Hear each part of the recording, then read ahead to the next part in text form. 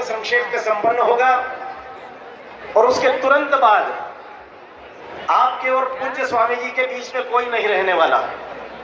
सीधे सीधे ज्ञान गंगा में अवगाहन करने के लिए, एक ओज और एक तेज की प्राप्ति के लिए हम सब लोग तैयार रहे। पूर्व में निर्धारित कार्यक्रम में कुछ चीजें जोड़ी गई थी, किंतु उन सब चीजों को कम करके, चूंकि उनमें से अनेक चीजें हम सब लोग संपन्न कर चुके, उस पूरे आयोजन के क्रम में जो काम हमको करना थे वे सारे काम धीरे धीरे संपन्न हो गए इस प्रतीक्षा क्रम में।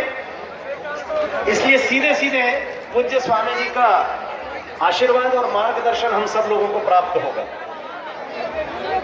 जैसा मैंने निवेदन किया था कि इस मेले की जो मूल थीम है, जो सूत्र है, वह सूत्र है नारी शक्ति का सम्मान, मातृ शक्ति का सम्मान।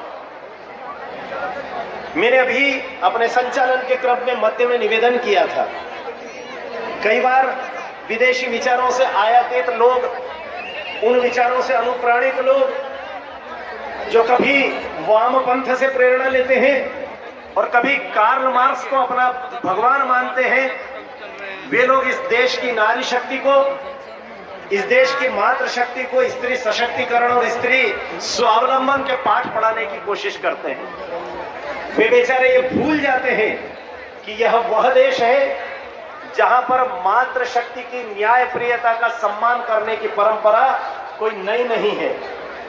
हम सब लोग आज जब बार बार माता अहिल्याबाई को स्मरण कर रहे हैं तो हम सबको याद आता होगा कि माता अहिल्या की एक राजधानी इंदौर हुआ करती थी तो दूसरी राजधानी महेश्वर हुआ करती थी। महिष्मती साम्राज्य के नाम से प्रसिद्ध वह संपूर्ण क्षेत्र इतना पावन और इतना पवित्र हुआ करता था कि मां नर्मदा के तट पर श्रेष्ठ से श्रेष्ठतम भाव जागृत हुआ।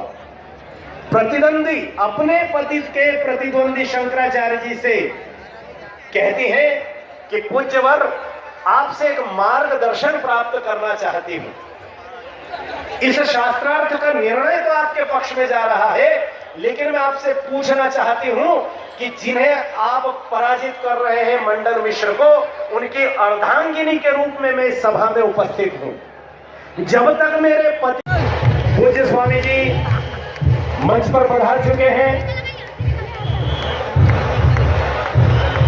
अतिशीघ्र उनका आशीर्वचन हम सबको प्राप्त होगा।